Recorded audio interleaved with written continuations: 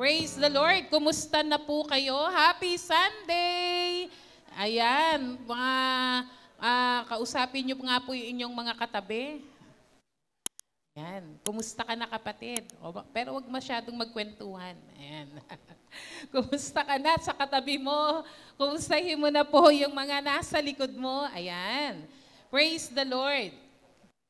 Praise God. Ang ating pong mga napag-uusapan ay patungkol po sa paglilingkod sa isang ministeryo na ang naisin ay talagang makapaglingkod sa Panginoon. Amen? At sa mga nakaraang linggo ay ang dami na po nating narinig, no, patungkol po sa paglilingkod sa Panginoon. At nakakatuwa po dahil by next month po, no, October, ay ang 45th anniversary na po ng JIL Church Worldwide. Hallelujah! Kaya itatak na po yan sa inyong mga kalendaryo, October 14, no, 3 o'clock, sa lahat ng mga sasama po, no? Lahat po tayo ay pupunta doon, magpalista na po para ma-arrange po natin ang ating mga sasakyan. Amen? Ang ating pong pag-aaralan ngayong umaga is our motivation to serve. Ayan. Our motivation to serve. Kasi po, kung titingnan po natin, no, kapag tayo merong gustong gawin, no, lagi nating naririnig na kapag pag gusto, ano ulit yon? May paraan, ayun. Kasi kung may pag gusto, gagawin. No? Pag gusto yung gagawin, gusto ang bagay na gagawin, ay may paraan. Kapag ayaw, may dahilan. Sa totoo lang, no, halimbawa, kapag ikaw ay ganun gusto mong ma-achieve ang isang bagay, merong driving force, di po ba? No? Merong motivation. Ano ba yung nagpapaningas sa'yo? Yan, para gawin mo yung bagay na yon. Sa paglilingkod po sa ating Diyos, ang hirap yung sapilitan. Di po ba? Nang nakaraang linggoy na pag-aralan po natin yung willingly, no? Talaga naman dapat sa ating paglilingkod sa Panginoon ay talagang kusang loob. Pero ang tanong nangyayari po ba yan? Nangyayari po ba yan? Dito po ay makikita po natin our motivation to serve. Makikita po natin yan sa talatang Romans 12, verse 11. At mamaya ay may babalikan tayong verse 1. Sige po. Sa Romans chapter 12, verse 11, sabi po dyan, magpakasipag kayo at huwag maging tamad, buong puso kayong maglingkod sa Panginoon. Pwede po bang sabay-sabay? Romans 12, verse 11, go.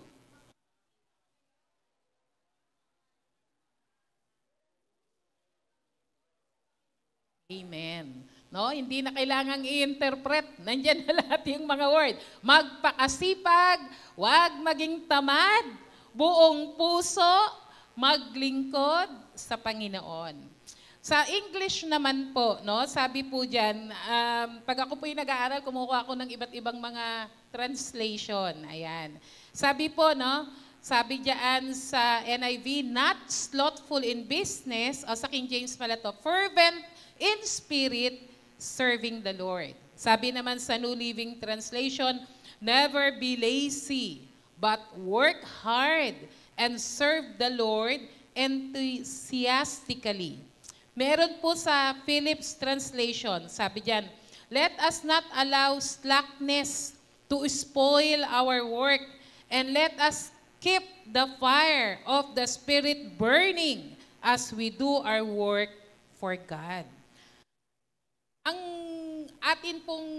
Ang talatang ito ay diretsahan na, no? Diretsahan na para tanungin, evaluate, tingnan kung paano, kung kumusta ba ang paglilingkod natin sa Panginoon. Diyan sa binasa po natin, no, makikita na pwede nating itanong, ito bang talatang ito ay masasabi kong it describes my service to the Lord? Am I that passionate, no, na maglingkod sa Panginoon? Hindi ba ako tatamad-tamad? Ako ba ay masipag? Yan. Ako ba ay nagnininga sa aking paglilingkod sa Panginoon? O ako kaya'y katulad ng kasama doon sa church in Laodicea, no? Sa Revelation 3 verse 15 to 16, na sabi ng Lord, I know your works. Kaya lang, lukewarm. Ano yun? Maligamgam. No? Kaya, I will spew you out. No? Iluluwa ng Panginoon. Ganun kaya? Could I be lazy in serving the Lord? O ano ba ang aking dahilan? Kung masipag o hindi masipag o ako'y tamad, ano bang aking mga dahilan? Maring ang sinasabi natin, ganyan din naman ako nung nagsimula ako kay Lord. Ang init-init ko sa Panginoon. Meron po ba kayong naririnig na ganyan? Lalo na kapag nagkikwento, nung araw, grabe kami. No? Nung ano kami, dito pumupunta kami doon. Kasi kaya na sila sabing nung araw, kasi nga not happening anymore. No? Nung araw, naalala ko, meron din ganyan no, na isang kasama ko sa trabaho, na nalaman niya kasing nagpapastor ako ng isang simbahan, then ano rin, no, na nag-work din ako, consultant sa kanila. Kwento rin siya, sabi niya, nung kabataan ko, nung mga 18 years old, ganyan, talaga nag-crusade raw sila. Minsan, no, nakakalungkot isipin sa isang banda na, ano na kayang nangyari? Ayan, ano na kayang nangyari? At makikita natin na parang may kulang, no? At yun ay yung motivation para magpatuloy. Kung sakaling ganun yung ating nararamdaman ngayon, maging honest lang naman tayo sa Lord, di po ba? Kasi paano ka, sabi nga paano ka i-revive kung hindi mo naman alam na ikaw ay walang buhay na, di ba? Paano ka magpapagamot kung hindi mo alam na ikaw ay may sakit, no? We need to accept yung totoong estado ng ating paglilingkod sa Panginoon. At para ma-refocus natin ang ating kaisipan at makakuha ng proper motivation to serve. Nung nakaraang linggo, di ba nababanggit ko pa ulit-ulit na, bakit nga ba kailangan maglingkod kay Lord? Bakit ba ako maglilingkod sa Panginoon? At kapag ganun po yung tanong natin, talagang hahanapin mo kasi yung mabigat na dahilan para ano man ang mangyari along the way. Alam naman natin ang buhay Kristiyano ay hindi yan, may baku-bakong dadaanan, di po ba? At ang buhay ng paglilingkod ay may mga sacrifices. Di po ba? Nung nakaraan ay napag-aralan natin si Pablo, no? Inisa-isa niya lang, ilang hagupit, ilang beses siyang paulit-ulit na kukulong, kung ilang beses siyang na-shipwreck, ilang araw siyang palutang-lutang sa dagat. Pero inisa-isa niya hindi para ipagmalaki, pero pinapakita lang doon na hindi naman smooth sailing talaga yung paglilingkod o yung ating journey sa Panginoon. Me, myself, I have my own share, no, na sa paglilingkod ko sa Lord, may mga panahong ang tawag ko nga doon I am in the wilderness. No? Ako'y nasa ilang paikot-ikot, parang yung mga Israelita dahil nawala ng direksyon. So we must be motivated. We need the proper motivation to serve. Para yung sinasabing maging masipag, wag maging tamad, maging buong puso, yung paglilingkod sa Panginoon, ay tuloy-tuloy. Ano po sabi sa Romans 12 verse 1? Sige po. Sabi diyan sa Romans 12 verse 1, bagamat sa ulado nyo na po yan, pwede po nating basahin ulit. Sabi diyan, kaya nga, mga kapatid, alang-alang sa masaganang habag ng Diyos sa atin, ako'y nakikiusap sa inyo na ialay ninyo ang iyong sarili bilang isang handog na buhay, banal at kalugod-lugod sa Diyos. Ito ang karapat-dapat na pagsamba ninyo sa Diyos. Ito ay pamamanhik, no, ni Pablo pag hihikayat niya sa mga Kristiyano sa Roma dahil mga ano sila di ba? Nasa civilization na maunlad at ang buhay nila ay hindi buhay ng maayos, marangal at banal sa Panginoon. Kaya Dahil binago sila ng Lord, nakakilala sila sa Panginoong Yesus, meron silang buhay na walang hanggan, ipinamamanik ni Paul na ialay ang kanilang sarili maging isang buhay, banal, kalugod-lugod sa ating Panginoon. Pero ano kaya yung dahilan? Sabi diyan, kaya nga mga kapatid, alang-alang sa masaganang habag ng Diyos. Sabi po sa English, therefore I urge you, brethren, by the mercies of God. Ito yung magandang motivation that will drive us na kahit anong mangyari, kahit para tila nararanasan natin yung mga napagdaanan ni Pablo, hindi ka titigil. Bakit? Ang dahilan mo para magpatuloy, maglingkod sa Panginoon ay dahil sa masaganang habag ng Panginoon. Yung tanong ko nung nakaraang linggo, ito sinagot ng Lord, di ba? Sinagot ng Lord na ano yung malalim na dahilan, bakit kailangan mong maglingkod sa Lord? I'm speaking sa atin pong lahat. Hindi po ito pang matatanda lang, hindi po pang adult lang. Ito ay bawat isang Kristiyano. Basta nagkaroon ka ng pangunawa ng tama sa mali o yung discernment and you accepted Jesus kahit bata ka, kahit kabataan ka o anumang edad, meron dapat tayong motivation and desire to serve the Lord. Bakit? Dahil tumanggap ka ng masaganang habag ng Panginoon. Amen? Palakpakan nga po natin muna si Lord. Praise God! Hallelujah! The mercies of God calls us to be diligent. Pag sinabing the mercies of God o yung habag ng Panginoon, babalik tayo sa ating kalagayan na sino ba tayo para patawarin o bigyan ng awa o habag ng Panginoon. Sabi nga, no, yung mercy ng Lord, it is something that we don't deserve. No? Dapat kasi ang kapalit ng ating mga kasalanan ay parusa, kamatayan, pangwalang hanggang pagkahiwalay sa Diyos, papunta dun sa impyerno. Bakit? Kasi hindi natin kayang bayaran ang ating mga kasalanan.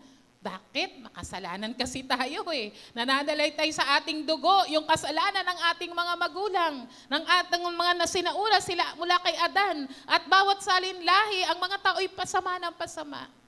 Pero ang Diyos, mabuti siya. Minahal niya yung katulad natin pong mga makasalanan. Amen po ba? Amen po ba? Kapag binabalikan natin yung katotohanan na yon, hindi ako dapat, di ba, kapag nakakagawa ka ng mali, no? Yung mga may mga napapanood ako na mga palabas na sasabihin nung nagda-dialogue, no? Hindi ako deserve patawarin sa laki ng kasalanan ko. Actually, totoo yun eh. Di po ba? Hindi tayo karapat dapat talaga sa habag ng Panginoon. Pero ang Diyos, Diyos na mabuti. Amen? Diyos na mapagpatawad. Ang ginawa niya, ibinigay niya si Jesus, ang nag-iisa niyang anak, upang ang sino mang sumampalataya sa Kanya ay magkaroon ng buhay na walang hanggan. Yung katotohanan na yun, dapat yun yung nagpapaapoy sa atin. Yun yung magiging dahilan natin, bakit kailangan kong maglingkod sa Panginoon. Yung motivation na meron tayo, baka dumating na sa pagkakataon that our love for God has grown cold because you have forgotten the mercies of God's love on the cross. Baka nakakalimutan na natin kung sino tayo, kung ano yung, saan tayo dinampot ng Lord, ano yung ating kalagayan, dahil marami na tayong narating, marami na tayong na-achieve, napagpala ka na ng gusto. Diba? Minsan nalalayo tayo sa Panginoon. Bakit? Kasi mas marami na tayong na-enjoy. Nawawala na yung desire to serve God. Bakit? Kasi nakakalimutan na yung motivation. Yun ay dahil sa habag ng Diyos.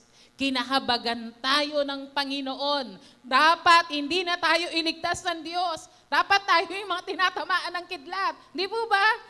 No, kapag yung konting mali, konti yung, hindi naman konti, no, yung sa katindihan ng kasamaan ng tao, Kailangan nagpe-perish na tayo eh. Pero dahil sa habag ng Panginoon, nagpatawad ang Diyos sa ating mga kasalanan. Amen? So number 1, we need to focus, no? Yung sa command ng Lord, sabi po sa number 1, our motivation to serve teaches us, don't be lazy, but be diligent in serving the Lord. Sabi po sa binasa natin kanina, huwag kayong maging tamad.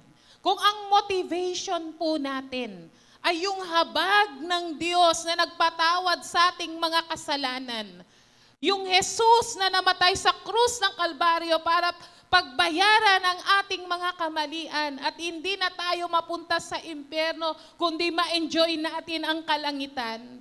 Kapatid, dapat ang motivation natin ay magtutulak sa atin, magtuturo sa atin na huwag tayong maging tamad. The word lagging, no, yung word na not lagging behind in diligence, yung lagging behind ay, ang translation po nito, kaya ang lahat ng mababasa yung translation, it means the word lazy. Tamad, walang ginagawa, o walang desire na maglingkod. Maalala nyo po nung first Sunday natin, di ba, ang pinaka-tema natin ay yung sa Matthew 25, verse 26, about the parable of 3 servants, or the parable of talents. Meron dong isa na ang sabi ng Lord sa kanya, no, na siya ay pinagalitan ng Panginoon at tinawag siyang lazy servant. Jesus used this word to the lazy servant to didn't bother to invest his master's money. Bakit? Wala siyang pakialam. Para sa kanya, hindi precious, hindi mahalaga yung iniwan sa kanya ng master niya. Kaya, diyan na lang, para hahanapin din niya, di nandyan lang, di ba? Pero hindi niya alam, sa harapan ng Diyos, mali ang kanyang ginawa at katamaran ang kanyang ipinairal. That lazy servant put his own convenience about the master's purpose. Bakit nga naman, kumbaga, ilagay natin yung isipan natin, ano kaya iniisip nitong servant na to na hindi pinangalakal yung iniwan na halaga ng kanyang master? Bakit kaya? Kasi para sa kanya, bet ko naman paghihirapan yan. Ayan. Bet ko naman magpuput into pa ako ng effort dyan. Para sa kanya, wala siyang pakialam sa kung ano yung gusto ng master niya. Para sa kanya, kung ano yung maginhawa sa kanya, yun ang gagawin niya. And that is the lazy servant. Ano po sabi ng Proverbs 6 verse 6? Doon, di ba, sabi doon yung look at to the ant, kapag may mga tamad, ang sinasabi ng Kawikaan 6, Proverbs 6 verse 6, sabi, go to the ant. No? Go to the ant and consider its hard work in winter, storing up food in summer for the winter. Bakit yun ang binibigay na illustration? Kasi ang mga langgam, anong ginagawa ng mga langgam? Ang langgam, they are everywhere. Di po ba? Ngayon, kahit patak lang yung nalagay mo dyan, pinagpatungan mo lang ng tasa na may kape or kung ano, maya-maya andyan na yung mga langgam. Ang sisipag nila. Di po ba? Andiyan po ba kayo? Nakakita na kayo ng langgam? Oh, nakakita na pala kayong langgam. Anong kulay? Sabi gano'n. Anong kulay ng langgam? Pero ang sisipag nila. Ang ginagawa kasi nila, naghahanap ng pagkain kasi alam nila darating ang tag-ulan, darating ang taglamig, na hindi na sila pwedeng kumuha ng pagkain. Kaya yung mga tamad, sabi ng Kawikaan, tingnan nyo, kung kayo'y tamad, tingnan nyo, tularan nyo yung mga langgam. Di po ba? Itong mga binibigay sa atin ng Panginoon, yung motivation natin, yung habag ng Diyos, dapat magtulag sa atin na hindi tayo maging tamad sa paglilingkod. Sabi ng Galatians 6 verse 9, let us not lose heart in doing good, for in due time we will reap if we do not grow weary. May reward po sa mga hindi tumitigil gumawa ng mabuti para sa Panginoon. Amen? Minsan napapagod tayo, no? Lalo na yung pinagagawa mo ng mabuti. Parang wala namang effect sa kanya. Sabi ng Lord, do not grow weary, do not give up, do not quit.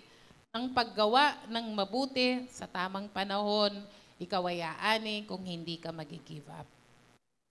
Even no, sabi po sa 1 Corinthians 15:58, yan, napakagandang verse po nito. 1 Corinthians 15:58, sabi diyan, kaya nga minamahal, magpakatatag kayo at huwag matinag, maging masipag kayo palagi sa paglilingkod ng Panginoon dahil alam ninyong hindi masasayang ang inyong paglilingkod para sa Kanya.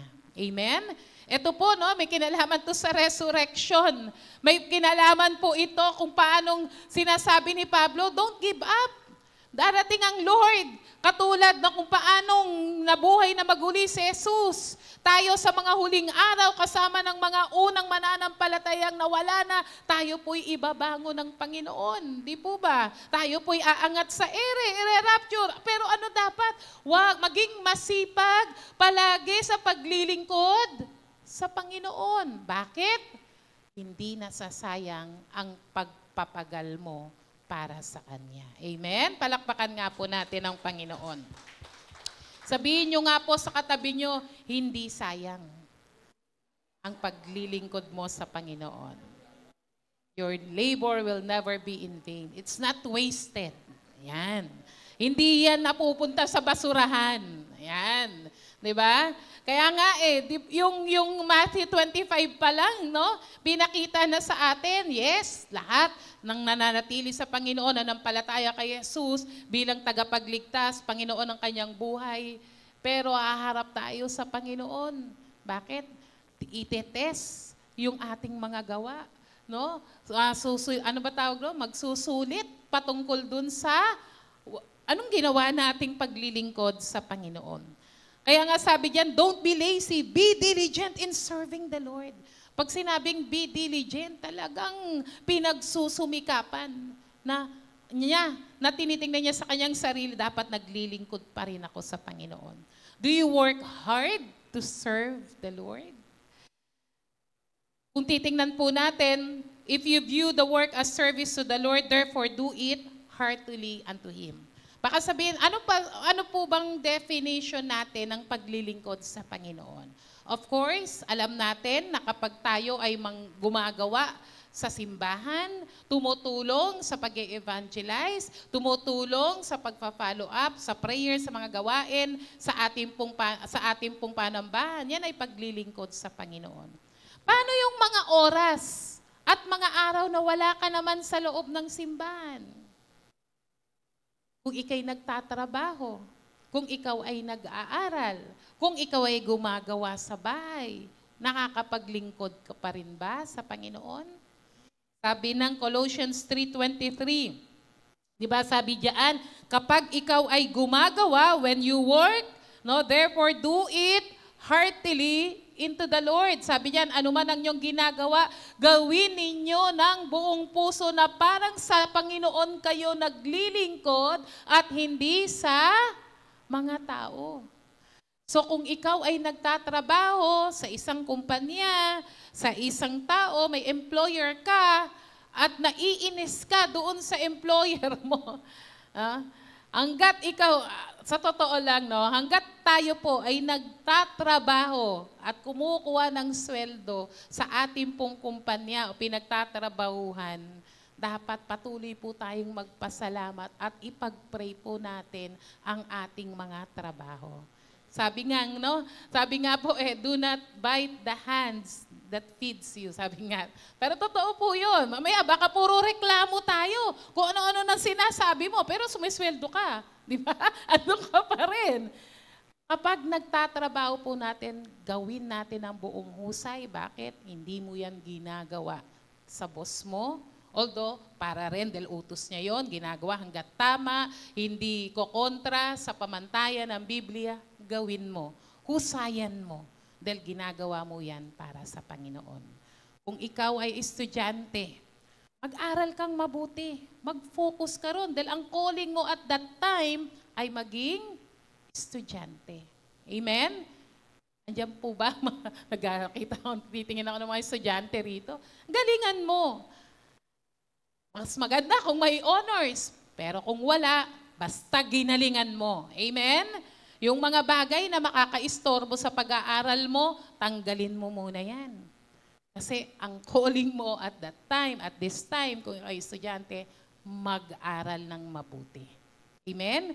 Kung ikaw naman ay gumagawa sa bahay o may iba ka pang hanap buhay or anything na ginagawa mo sa maghapon, gawin mo yan para sa Panginoon. Naaalala ko nung kami po'y mga bagong born again, di syempre, laba-laba kami. Nung araw talaga, ang hirap maglaba. Wala pang washing machine. Yan. Kusot. Di ba? Eh, kung wala kang di maghapon kang nakalublob ron sa... Sino pong nakaranas magkusot dito? Parang mga nanay lang Ayun, may boys doon, Dito. Puro pang washing machine days na yata ito, di ba nagkukusot? Kung batya mo gano'n, di nakayuo ka maghapon, di ba? Yung iba nga sa ilog pa, di ba? Tapos, ang hirap maglaba, ang hirap magpaputi. Di ba, Brother Raul, kailangan nakahiwalay ang color sa puti. Sabi nila ganyan, ngayon hindi na di ba? Sama-sama na. Pero, ang hirap. Bakit? Kasi trabaho na-born again kami. Sipin mo, habang nandun kami, nasa lababo na medyo nakatayo na kami pag naglalaba. Maghapon na, kalating araw nang naglalaba, hindi pa nararamdaman yung inip at pagod. Bakit? Kasi habang naglalaba, nagpre-pray. Andyan yung prayer item sa harap. Habang naglalaba, ang dami niya nang pinagpre-pray at sinasabi niya, ginagawa ko ito para sa Panginoon. Amen? Palakpakan nga natin si Lord. Yung mga nauutusan sa bahay, ayan, maghugas, maglinis. Galingan nyo. Di ba? Galing ang maglinis. Hindi lang yan utos ni nanay o tatay. Gawin mo yan dahil para sa Panginoon. Nandiyan ba kayo? Palakpakan nga natin ulit ang Panginoon. Praise God, no? Sabi diyan if those word applies to the slaves, doon sa mga nagtatrabaho, yun ay para sa ating lahat. Ang motivation natin, hindi ako pwedeng maging tamad. Kailangan maging masikap ako. Gagalingan ko lahat ng aking gagawin. Kaya nga dapat mas nag-e-excel ang mga born again. Di po ba? Kasi yung karunungang meron kayo, karunungang galing sa Panginoon. Amen? Praise God. Kaya nga po, second, God has given us spiritual gifts in serving Him. Kaya nga hindi pwedeng tawagin tayo ng Lord maglingkod, tapos bahala ka na dyan, discover mo. Hindi po Nung tinawag ka ng Panginoon, nung nakakilala ka kay Jesus, merong karunungan, kakayahan, talento, abilidad, and even resources na binigay na sa iyo ang Panginoon. Amen po ba? Kumpleto ka na ng kakayahan. Kumpleto ka na ng karunungan. In-enable ka na ng Lord at marami pang opportunity para ikaw ay galingan mo pa yung kakayahang binigay sa iyo ng Lord. Sa Romans 12:3-8, meron po ba tayo dyan? Ayan. Makikita natin dyan, sabi dyan, dahil sa kagandahang loob ng Diyos, sabi dyan, pahalagaan natin ang sarili natin ng higit sa nararapat. Sige, sa next slide, Tisara. Yan. Kung paano ang isang katawan, ang isang katawan tinuring na may mga iba't ibang parte. Nakakita na ba kayo ng katawan na puro mata lang? Alien daw yon. Di ba? Hindi. May kamay, may paa, may tenga, kumpleto yan. Ganon din po, kahit na tayo marami, nabubuo tayo sa isang katawan ni Kristo at tayong lahat ay bahagi ng isa't isa. Sabi diyan, may mga kaloob, pagsasalita ng pahayag mula sa Diyos, nagpapahayag tayo sa sukat ng ating pananampalataya. Next slide po, Tisara. Naglilingkod ng ating kaloob, maglingkod tayo, magturo ng tumanggap ng kaloob ng pagtuturo, magpalakas ng loob ng may lakas ang pagpapalakas ng loob, pagbibigay ng iyong kaloob, magbigay ng kayo ng buong puso, pamumuno naman, mamuno kayo ng buong sikap, magkawang gawa ng iyong kaloob, gawin ninyo yan ng buong kagalakan. Iba-iba yung, alam nyo ba yung, iba-iba yung level ng galing. At didiscover natin kung ano yung gift dahil nag-e-excel ka kaysa sa iba. Di po ba? Pero hindi yan nangangahulugan na mas magaling yung kakayahan mo ay mas level up ka. Pare-pareho lang tayo sa harapan ng Diyos. Ang tanong ay paano mo ginagawa? Paano mo pinaglilingkuran ng Panginoon gamit ang mga kaloob sa iyo? Ang talento po ng Diyos ay hindi lang po yung pagkanta, hindi lang po ang pagtugtog, hindi lang po yung pagtuturo. Ang dami pong pamamaraan na ibinigay ang Lord sa kanyang mga anak para magamit nating makapagpala tayo ng iba. There are a lot of people who are good encourager, no? Na talagang pag nagsalita siya, talagang yung word of wisdom ng Lord, no? Parang nagbebel lagi sa utak mo, o nga no? Hindi po ba? Nakakapag-encourage. Kaya nga, yung mga talatang ito, anuman yung kaloob sa'yo ng Lord, galingan mo. Kung ikaw ay nagkakaloob sa Lord, galingan mo. Kung ikaw ay nagpapalakas ng loob, exhorter ka, galingan mo. Kaya nga, no, kahit na laging kinikwento ni Brother Eddie, doon sa kalangitan. Diba? Merong isang taga-ayos, although kwento lang. Pero syempre, hindi pa tayo. Pero sinasabi lang doon, baka magulat tayo, pagdating natin sa kalangitan, yung nakikita nating tahimik lang siya. Sabi nga, no, uso pa kasi nung araw yung talagang tagabuhat ng silya, taga-ayos ng silya, tagaligpit ng silya, tagapunas. No? Baka mas malaki pa yung kanyang mansyon sa langit kaysa doon sa mas mga kilalang mga lingkod. Kilala dito di po ba? Kaysa doon. Bakit? Kasi magkaiba marahil ang kanilang level o pamamaraan ng paglilingkod. Marahil yung mababa na sa tingin natin, walang kasi parang sa atin mas sikat yung nagsasalita, kumakanta, di ba? Kasi sila yung nakikita Yung mga behind scene lang, paano yun? Magkakatalo po kung paano mo pinaglilingkuran o ginagamit ang kaloob sa inyo ng Panginoon. Lahat niyan, ginagalingan natin para sa Panginoon. Palakpakan po natin si Lord. Praise God. Kaya nga po, no, sa lahat ng ginagawa natin, we are energized by the power of God. Number 2, our motivation to serve God teaches us to be fervent in spirit as you serve the Lord. Fervent in spirit as you serve the Lord. Kanina, huwag kayong maging tamad, kundi maging masipag. Sa halip, maging masigasig. Maging maningas kayo sa espiritu sa paglilingkod sa Panginoon. Be fervent in spirit, sabi po rin sa verse 11 ng Romans 12, ng letter B, no? 12:11b. Yung word na fervent in spirit, yung word na fervent, galing daw po ito sa salitang kumukulo. Yan. Kumukulo, boiling. No? It came from, it literally means to boil.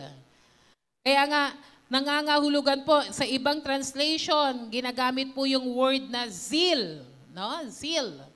Ibig sabihin, nagniningas para maglingkod sa Panginoon. The burning desire to please God and to do His will.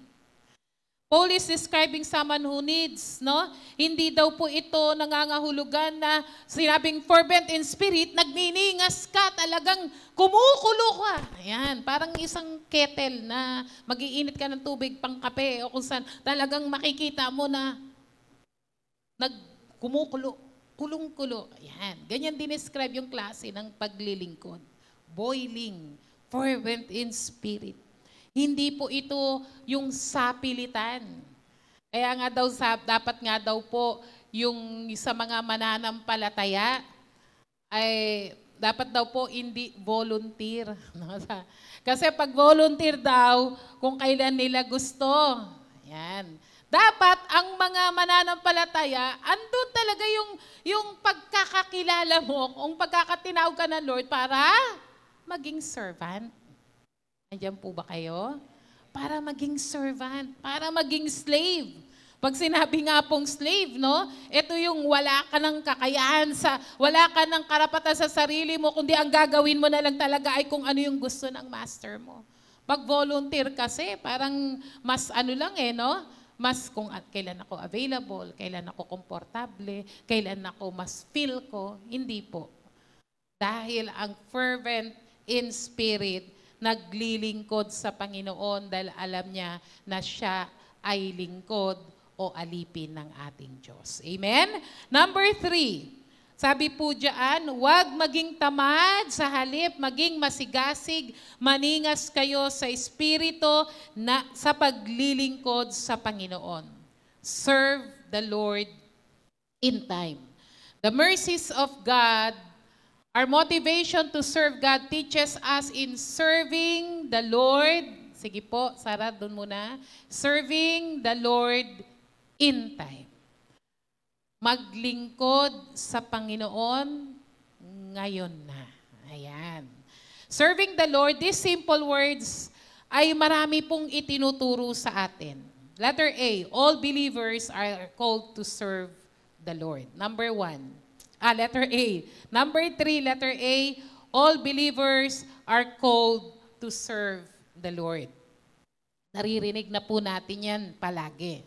It is not just to the pastors, not just to the leaders, not only to the full-time workers. Yan. Pag ano natin, di naman ako full-time no? Hindi po no? Yung paglilingkod nga natin sa Lord, kailangan nandun yung kaisipan, ako'y mananampalataya, tinawag akong maglingkod sa Lord. Paano ba yan, Pastora? Kailangan ba umalis ako sa trabaho? Hindi.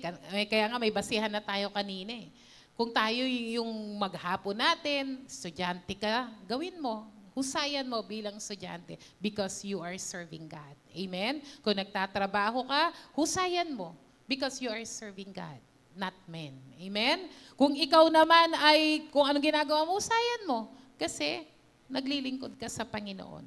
Pero beyond that, paano ba natin ginagamit ang ating mga oras para makapaglingkod sa Panginoon?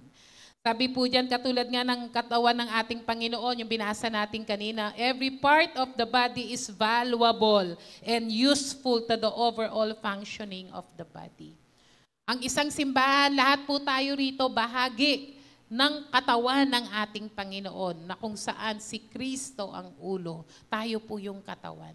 Iba-iba lang yung ating mga gifts. Iba-iba lang po yung binibigay ng mga trabaho na yung kaloob sa atin ng Panginoon. Pero lahat yan magtatrabaho para mag-function ang katawan ng ating Panginoon, ang kanyang iglesia, ang church, para magawa ang purpose ng Panginoon. So, andyan po ba kayo? Na-discover nyo na po ba? Alam nyo po, ang dami po nating pamamaraan para makapaglingkod sa Panginoon. Letter B, we serve the Lord as His slave, not as His volunteers. Pag tayo po'y naglilingkod sa Panginoon, no, yung service na yan, it came from the word ng ibig pong sabihin to enslave. Ano ba yan? Gusto ba akong alilain ng Diyos? Ayan. Ano ba yung word ng slave sa Tagalog? Alipin. Ayan. Gusto ba akong gawing alipin ng Panginoon? Pero sa totoo lang, yun naman ang dati nating kalagayan. Diba? Nung nagkasala ang ating mga unang magulang, binenta yung karapatan, no? Yung dominion na ipasa doon kay Satanas instead na kay Adam. Kaya naging slave ni Satan, naging slave ng kasalanan, ng sariling laman. Pero ang ating Diyos, ipinadala si Jesus para tubusin tayo sa krus ng Kalbaryo, namatay para sa ating kasalanan, kinuha niya ulit, binawi niya kay Satanas, ang ating Panginoong Jesus, binawi niya ang ating buhay. So, nalipat tayo na ang ating dating master, si Satanas, di ba? Na nagpahirap sa atin at nilubog tayo sa kasalanan, binili tayo ng banal na dugo ni Jesus, tinubos tayo, sino na ngayon ang may-ari sa'yo? Si Jesus. Di ba sa pawn shop, ganyan, kung sino yung tutubos, no? Siya ang nagmamay-ari. So ang master na natin ngayon ay hindi na si Satanas, hindi na ang kasalanan, kundi ang ating Panginoong Yesus. Na kung tutuusin, we belong to God and we are His slaves. We are not on our own. We are His. Tayo ay pag-aari ni Kristo. Ang ating oras ay pag-aari ni Kristo. Di po ba? It is not ours to use it as we please. Oras ko naman to, bahala ako dito. Hindi po nangangahulugang sinasakal tayo ng Panginoon. Makita lang po natin, yung umpisa nga po natin, di ba? Yung motivation natin to serve, it is because of the mercies of God. Dahil pinatawad tayo, dahil tinubos tayo, binigyan tayo ng buhay na walang hanggan, nararapat lamang lahat ng nasa atin at meron tayo, maging ang ating buhay, pag-aarian ng Diyos. Ang oras na meron tayo, tingnan natin kung paano natin ito ginagamit. Ang pera na meron tayo, paano ba natin yan ginagamit? Ang family na meron tayo, nagpapasaya sa atin, paano ba natin sila inilalapit sa Panginoon? Dinadala po ba natin sila sa Diyos para sila ay makakilala sa Panginoon? Our careers are not ours. Ang mga trabaho natin, ang mga negosyo natin, everything that we are and have belongs to the Lord. At lahat ng yan, magamit dapat magbigay ng kaluwalhatian sa Diyos. Amen? Alam nyo, buti nga ng Lord di po ba? Pag nag-e-exhort ng offering, naiintindihan po ba natin yung tungkol dun sa tithes, tungkol dun sa, kung tutuusin, when we are enjoying things, di ba, na-enjoy na nga natin lahat because malaking bahagi na hindi naman tayo ang may-ari, nasa atin. Bahagi lang, pero yung pinakamainam ang ibibigay mo sa Panginoon. Hindi maramot ang Diyos. Na-enjoy natin ang pagpapala ng Diyos na kung tutuusin, sa Kanya lang yon, pero hinahayaan ng Lord na ma-enjoy natin ang pagpapala niya. Amen? Palakpakan nga po natin ang Panginoon. Kaya nga po, pag nagsiserve tayo sa Lord, kaisipan ng isang alipin. Kasi pag volunteers nga daw, you choose when and how they serve. Ang slaves, they are on call day and night, no? Whether they feel like serving or not. Diyan po ba kayo? Volunteers can quit serving if they are tired. Slaves are slaves for life. A master may change their duty. They aren't free to quit. Volunteers have certain expectations. They expect to be treated with respect. They expect to be honored, but slaves don't have any such expectation. Sabi doon sa Luke 17, chapter 7, verse 10. Sabi diyan, naalala niyo po ba tong kwentong ito sa Luke 17? Na may isang slave plowing or tending his sheep will say to him when he had come to the field, yung slave na yon galing sa pag-aalaga ng mga sheep ng kanyang amo. Pag uwi niya galing niya sa bukid, sa pag-aalaga, umuwi siya, andun yung kanyang amo, sasabihin ng kanyang amo,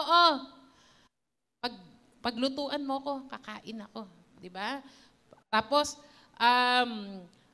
sabi niya, prepare something for me to eat and properly clothe yourself and serve me while I eat and drink. And afterward, you may eat and drink. He does not thank the slave because he did the things which he commanded, but these are the things that he should do. Yung kwento doon, bagamat pagod na sa pagtatrabaho, pagdating niya doon sa kanyang amo, magluto ka na, kakain ako. Tapos pagkakain ko, saka kumain. Tapos, pag ginawa niya yon, hindi naman niya pasasalamatan yung kanyang slave. No? Kasi nga, slave nga nakukuha po ba natin? Pero alam niyo, hindi naman ganun si Lord. Di po ba? Hindi naman tayo inaalila ng Panginoon. Hindi niya tayo tinuring na alipin. Pero yung mindset po dapat natin is a mindset of a servant, a mindset of a slave. that we don't have anything. Everything belongs to the Lord. We will not do as we please. Pero hindi napipilitan. Dahil ang kagustuhan dapat natin ay malugod ang ating Diyos. Amen po ba? Palakpakan nga po natin ang Panginoon. Do you view yourself as a slave? O bahala na. Depende kung available ako. Ayan. Kaya mga kapatid, serving the Lord, no? As a slave, not as volunteers. Serving the Lord means that you are not serving yourselves. Sabi doon sa Romans 16:17-18, I urge you, brethren, keep your eye on those who cause dissensions among you, contrary to the teaching, and turn away from them.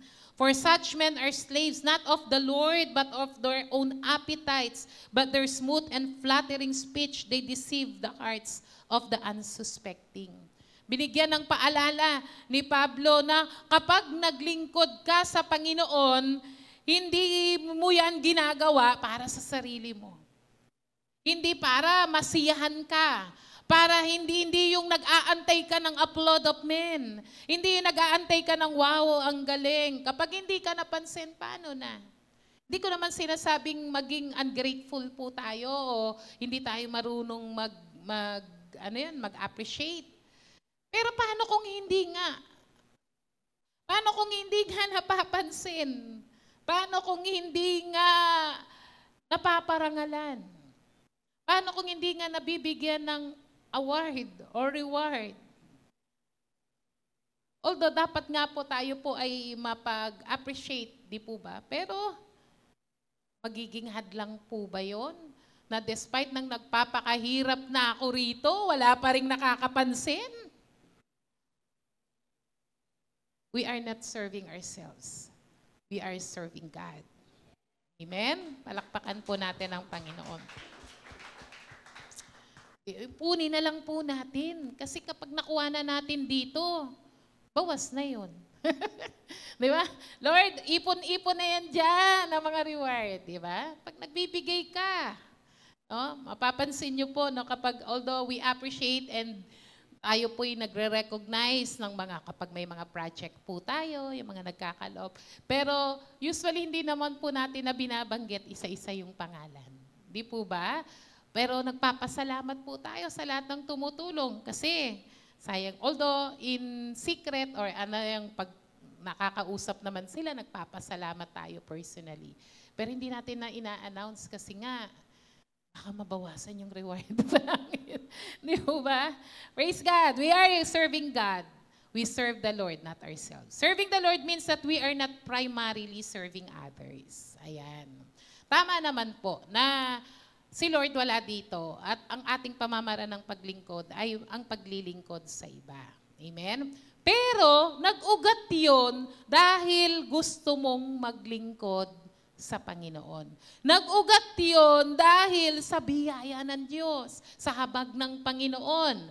Kaya ang motivation mo to serve others because you love the Lord. Hindi lahat ng naglilingkod o tumutulong sa iba ay naglilingkod sa Panginoon o mahalang Diyos. Nandiyan po ba kayo? Merong iba nagbibigay sa charity, tumutulong sa mga homeless. Tama po yun.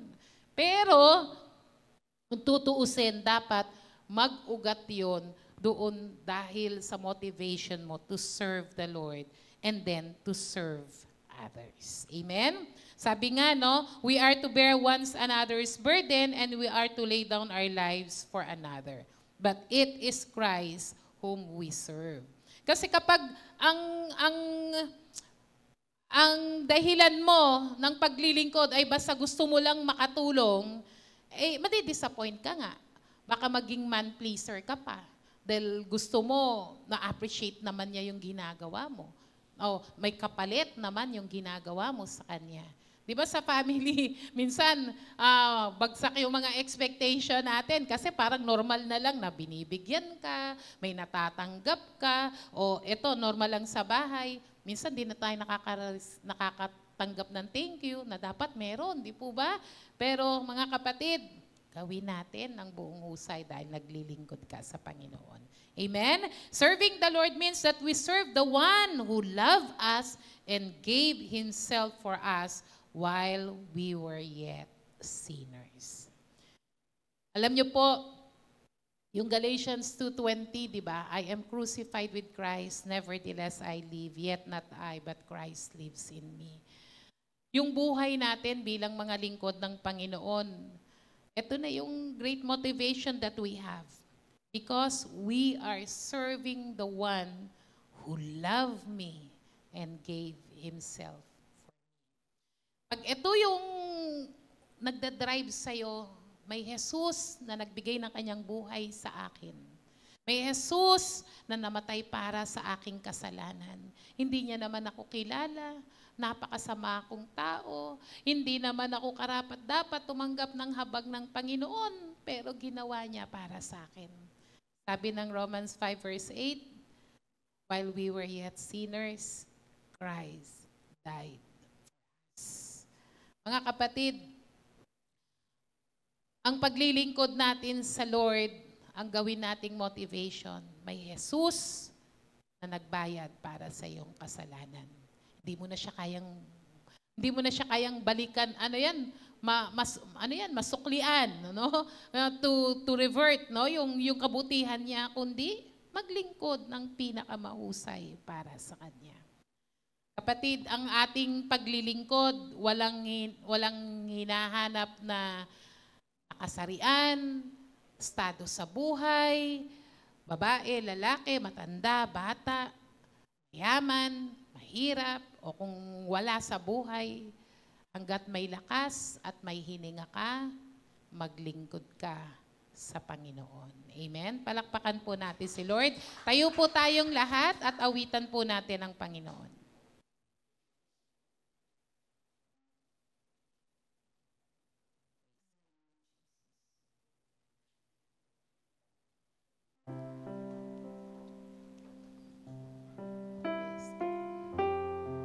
Hallelujah. Tayo po'y lumapit sa ating Diyos sa Kanyang salita na binigay niya po sa atin ngayong umagang ito. Ano pong dahilan bakit ka naglilingkod sa Panginoon? What drives you to serve God? And how are you serving God today? Panginoon, hayaan natin sa Panginoon tayo lumapit at hayaan nating siya ang magsaliksik ng buhay natin sa klase ng paglilingkod na meron po tayo. Awitan po natin ang Panginoon.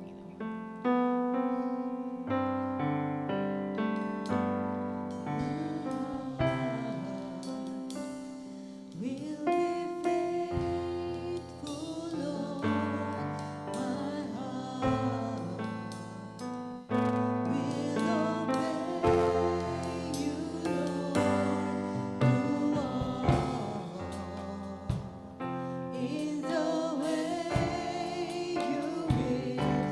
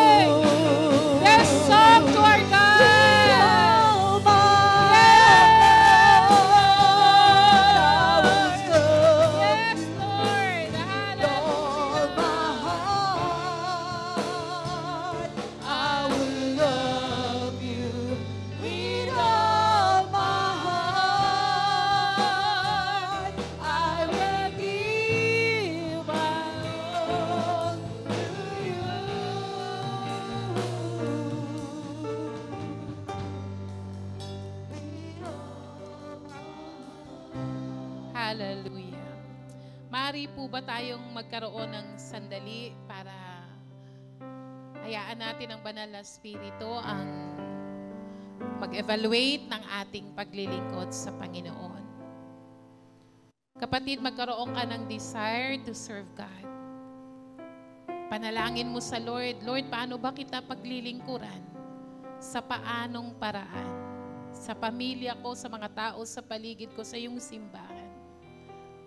Walang mananampalataya na hindi tinawag maglingkod. Lahat tayo ay alipin ng ating Panginoon at kasiyahan nating paglingkuran siya. Sige po, tayo po'y lumapit sa Panginoon. Hallelujah.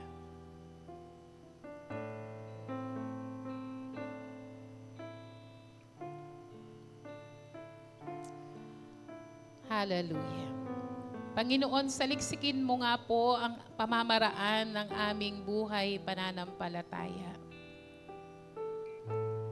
Saliksikin mo nga po kung paano ba kami naglilingkod sa iyo.